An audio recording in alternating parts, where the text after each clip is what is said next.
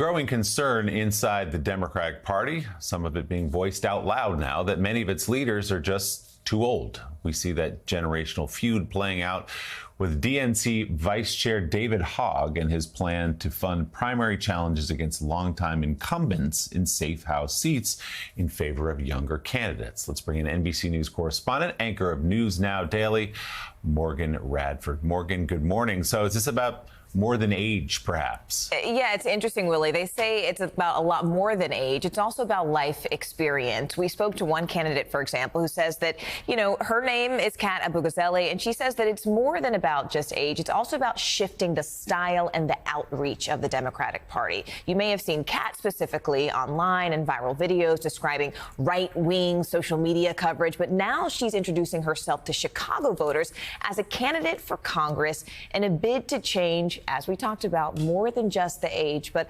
also the face of the Democratic Party. The number is just fallen off the cliff for Democrats. It's a nationwide fight. But our generation refuses to back down Over the future of the Democratic Party. The dangers of older leaders staying in office too long. One organization pledging $20 million to help younger Democrats push incumbents out of safe House seats, while at least 4 younger primary opponents have launched campaigns to do the same.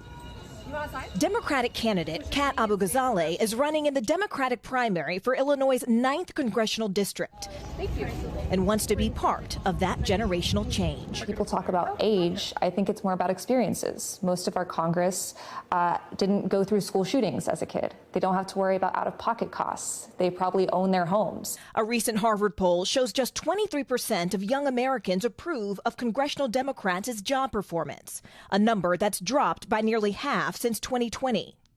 But some political experts warn that changing Congress itself is easier said than done for both parties. It's harder to raise money. It's harder to get key endorsements. It's just harder to convince voters to trust you. You're going to have to work extra hard to get your message out there and to convince voters that you're competent, capable, and going to do a good job. Still, many voters are hungry for change. We need young people. You know, I'm a boomer, and look what we've created. Which is why Abu-Ghazaleh is leveraging her viral fame, with nearly 30 million views across social media for her commentary on conservative politics. What if we didn't suck? To build what she calls a different style of political campaign. For our fundraising this quarter, for instance, we have a goal of $600,000. And if we hit it, we're not raising a cent more than that. Every dollar after that gets donated to local charities. So you're going to stop and you will accept no more money? Yep. What else are you doing differently? What are you doing to sort of change the system, politics as usual? All of our campaign-sponsored events are accessible no matter your income, and our entry fee was a box of tampons or pads, which were donated to Chicago's Period Collective. We want a lot of our events to help with mutual aid and community initiatives. Politicians choose to not spend their money this way. They could be doing this the entire time. Fresh ideas for a party where many are frustrated. Do you think that the Democratic Party specifically, or American politicians more generally, need to see younger candidates? Absolutely. Why? 100%. Because the world has changed drastically, and we need to have people that are representative of those changes to stand up for the future that they're building. So currently, Kat is running in an open field where 4 other primary opponents have filed thus far. In a statement, one of her challengers, State Senator Laura Fine, pointed out that Abu-Ghazaleh is not from the Chicago area and just moved there less than a year ago, adding in part, quote, "This moment requires someone who didn't just show up and has the guts and experience to take on Donald Trump and his MAGA cronies." Now, the other primary candidates did not respond to NBC News by deadline. And for her part, Kat does argue that her family has roots in Chicago. It was the first place her father moved when he immigrated from the Middle East. And she also says her district includes immigrant and student populations, all new to the city, just like her, John. So, Morgan, we talk a lot about Alexandria Ocasio-Cortez and her, of course, famed primary win over Joe Crowley back in 2018 is, you know, and she obviously has charted the path of real stardom with questions of her, what she could do next going forward.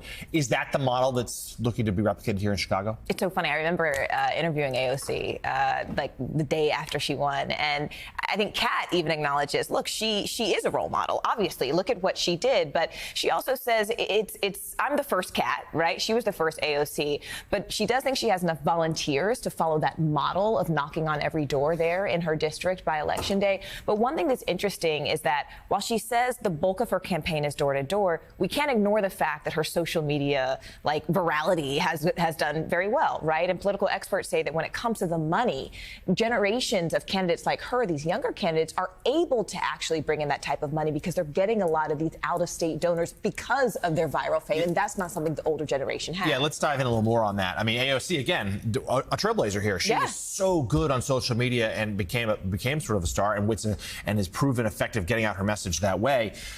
It does feel like that's part of the generation gap here. Younger people are just more fluent and well-versed with social media. This is a great example of that. But it also explains that that's not it, right? Like, you can get likes, but that doesn't mean you're going to be a good candidate. It certainly doesn't mean you're going to be an effective politician. That's something that a lot of them say that they know, which is why, it's like real life. Both of these spheres have to coexist. You have to sort of get people interested online, but you have to inspire them to action in real life.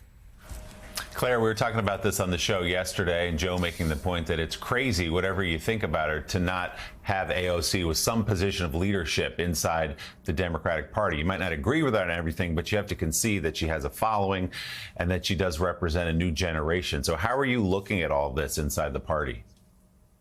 Well, I would argue, if Joe were here, I would argue that she is a leader. She's recognized as a leader.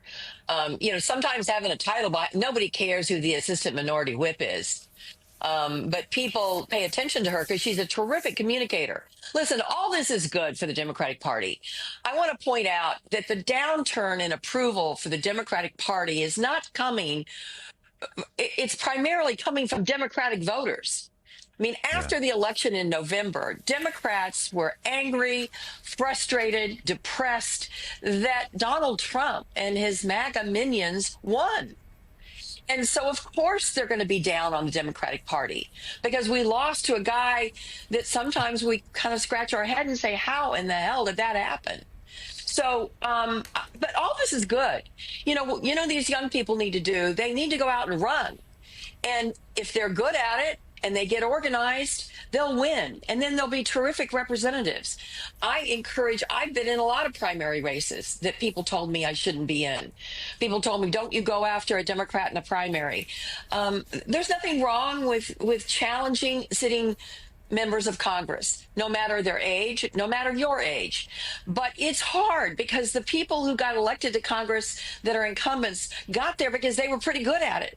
So it's not easy to unseat an incumbent. But I say go for it. Young people all over this country, find a race and run. Quit complaining and get out there, register voters, find volunteers, raise money. It'll be interesting to see how this thing works with Kat, that she's going to give money to charity as opposed to putting in her campaign coffers.